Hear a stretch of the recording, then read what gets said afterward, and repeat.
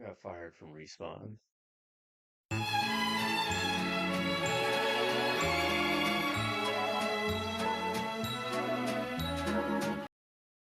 So, been a while since I posted any updates, because a few months ago I was laid off from Respawn, along with hundreds of other people that have been affected by the layoffs of the game dev industry in the last year or two. All these mass layoffs have been pretty stressful. A lot of my friends have lost jobs. I've lost my job, and I was at Respawn for 6 years, and I loved my time working there. But honestly, I can't say I was that surprised when it happened. I was on two of the canceled projects that you've probably heard about. It was devastating to go through that back to back. Like half my time working there, I can't all that work was thrown away. I can't show it off because of NDAs. I can't talk about it because of NDAs. I mean, I love the people I worked with. I love the team. Everyone was so passionate and creative, but it wasn't. It kind of the writing was on the wall for a while, and it's hard. So I spent the last couple months just taking some time off, just processing all of that, and just trying to think about what I want to do next. And so that's why I'm making this video now, this update, kind of talk about everything that's happened the last few months and what I want to do going forward. So this is mostly just an update video, and I'm going to cover kind of how I feel about the state of the industry right now, what I've been up to the last couple months, the state of the projects I was working on before, and what I want to do kind of going forward and what my plans for the future are. So let's get into that. So the games industry right now, it is in a rough spot. I have been working in games for a little over 10 years. I've talked to people that have worked in games for 20 or 30 years, and the thing we all can agree on is we've never seen things as bad as they are right now. It's just been the last couple of years, two, three maybe, have just been constant news of canceled projects, mass layoffs, studio closures, and it doesn't matter how well those games or those studios perform financially, critically, they're just getting shut down left and right. And it's really hard not to be cynical or jaded about the games industry right now. And I'd say the most frustrating thing is the root causes are not complicated. They're very clear and simple to address. And it's just very frustrating being on the inside on the ground floor working on these projects and seeing all these just awful decisions being made and affecting the lives of so many people, and good games aren't getting made, and the good games that are getting made aren't being the people making them aren't being rewarded or compensated even. It's hard to be optimistic about games right now. So one of the core issues, maybe the biggest issue, is what Shuhei Yoshida referred to in an interview as stupid money. So during COVID lockdown, games saw this huge influx of investors and this massive rise in profits, because everyone was stuck inside and didn't really have anything better to do. And games also provided a really good platform for socializing. So games were seeing massive profits at the time, and you saw all this money coming in from investors into huge AAA live service games with 200-person teams and 500-year long development cycles, and just pumping hundreds of millions of dollars into projects with this dream of making infinite money, like Fortnite money. And all these investors are just going to be like, oh, the line's going to go up forever. And that's just, once COVID's over, that's not how once people go back to their normal lives, it's just not going to be the case. And even just basic common sense is going to tell you there's only so much space in the live service market. People kind of pick one game and stick with it. Really unfortunate thing though is it really doesn't take one of these projects to succeed for it to be worth investing all this money into. So you have places like Sony investing in 12 different live service projects, and they end up canceling 8 of them, and that's hundreds of people out of a job with all their work thrown away. But they only need one success for all that money, all that burned money, to be worth it, to make a return on it. So that's why they just keep investing and investing and investing in it, because well, it's like a slot machine. Once it pays out, it does actually like pay off. But it affects the lives of so many people, and we're not making the games we want to be making. We're just like slaving away in the live service mines, and like you're not seeing games people are passionate about making, so they're not good products at the end of the day. They're not good pieces of art and they get canceled or shelved and they're not things people want to play. And now you're seeing like EA put all their eggs into the Battlefield basket and they're diverting tons of resources from other studios into working on Battlefield, and you're seeing like this inflated team size. And like no matter how successful it is, like the game is going to cost so much money to make, and their expectations on the return of it are so high that like no matter how successful it is, there's only so many people that can actually play the game. There's only so many people in the world who play games and buy the game. You're not going to like capture a bigger market than what already exists, and they're just expecting to make that sort of return on it. It's just not reasonable or realistic. Even if the game is successful, even in a hypothetical world where it exceeds their expectations, which is not possible, all those people, all those resources that were diverted to making it, they're going to get laid off anyway because they don't need them anymore. And that's like not even getting into the whole AI conversation with like executives trying to replace game developers with AI or forcing AI into development pipelines. Like Microsoft is really trying to make a big push for integrating AI into game development pipelines, and like that bubble's going to burst soon. I do think AI is a tool that can be utilized, but people are definitely, the executives are definitely trying to sell you up on, sell the investors up on what it's actually capable of. Like you talk to game developers too, and we all agree like this is not sustainable. We don't want to be working this way. The best times I've ever had is working on like 20, 30, maximum 50 people teams where you actually know the people you're working with. You can collaborate, you can be creative, you can be passionate, and you're just like constantly sharing ideas and pushing each other forward and being like, yeah, this is like what you're working on is really exciting. I want to like step up what I'm doing because like I want to like be on your level. I want to like make sure we're all like doing the best we can to put the best piece of art forward to make the best experience we can.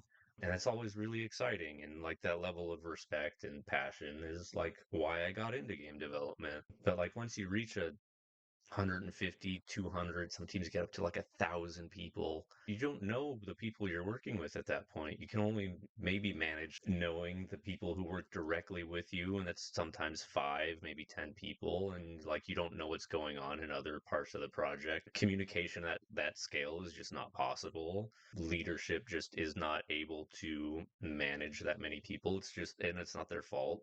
It's just not feasible for anyone to be able to manage or direct a project like that. Whenever I talk to other developers, like, and even like the audience see this too, is like we want to go back to making, double A games with smaller teams and smaller budgets and like making more experimental stuff like you saw in like the PS2 era. We want to get back to making stuff we think is cool, not products, not like things that nickel and dime the audience, things that we can be passionate about. And we're just not able to do that. All these high profile failures, these studio closures, these mass layoffs has just been like really, really stressful. And it's hard to want to get back into the AAA industry right now.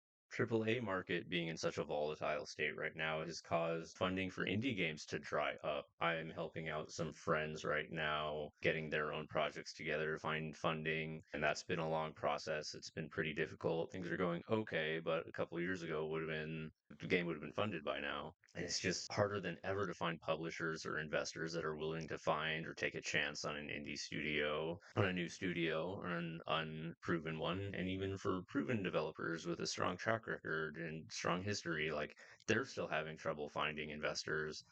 Really difficult when everything is so unpredictable right now. And the AAA games industry sort of anxiety has trickled down into the indie business side. And so it's just been very difficult. And that's not even getting into things like the cost of living, the crumbling economy, rising game prices. People just can't afford to buy games right now. They're a luxury good. They're not a necessity. If people can't afford groceries, they're not going to be able to spend, 30, 40, $80 on a game. So it's just difficult. It's very difficult to justify to a publisher or an investor that your indie game is worth investing in. But like I said, even for established studios, it's a hard time right now. It's hard to be a game developer right now. But long term, I am optimistic. I do think things are going to turn around, probably not for another 2, maybe even 3 years. Things tend to go in waves like this, up and down. This isn't the first time the industry's been in a bad spot. This isn't the first time we've seen a lot of mass layoffs like this. It won't be the last.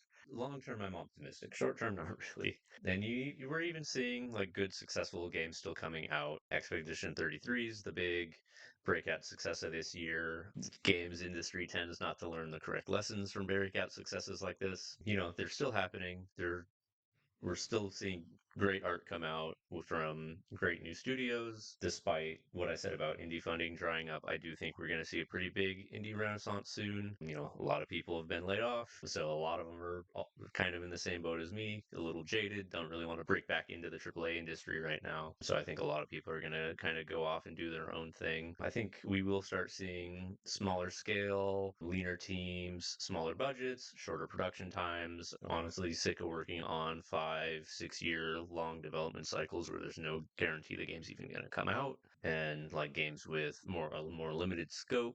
If we can grow that indie double I space again, scale back on the live service stuff, I think we will start to see the industry turn around. So, like I said, long term, optimistic. Short term, think I'm going to take a break from the AAA industry. So, what have I been up to?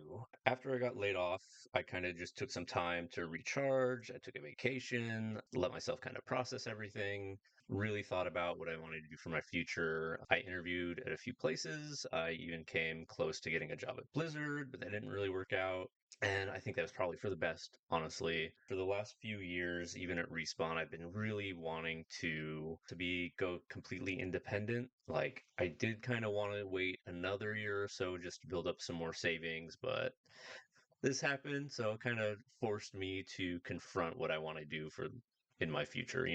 Like I felt like Respawn for the majority of the time I was there, it felt like a safe, stable job, but I mentioned before the writing kind of felt like it was on the wall at that point. I thought maybe I had another year there or so before this happened. I wasn't surprised when it happened, so it wasn't like a big shock. The long term plan for myself, ever since I was really young, I've always wanted to form my own studio, work for myself, and honestly, right now feels like the perfect opportunity to. I'm in a position where I can take that risk financially. I'm in a position where I have enough savings and investments where I'm not worried about running out of money for at least a year or two. And like, this just feels like the right time and the right opportunity to sort of go off on my own and see if I can make it. So, as I kind of see and monitor what the game industry looks like over the next couple of years, I've decided to bet on myself and go full-time solo indie, something I wanted to do for a very long time and I'm really excited about. And I've decided to call my game studio Sugar Skull Games. Really happy about that. I feel like it represents a lot of kind of my identity, like what I like to work on, what I'm passionate about, kind of like a cute but edgy countercultural sort of vibe that I really want my art and my projects to represent. So I'm very excited about that. Going forward, I kind of want to be trying to stream, make YouTube videos, and kind of update my process, do devlogs, probably stream games that are relevant to the game I'm working on for research. So I think that'll be a lot of fun. I'm going to be experimenting with, different styles of content to see just what I like working on, what does well, different things I like talking about. So if you have any suggestions for styles of content you'd like to see from me, I'd definitely love to hear them.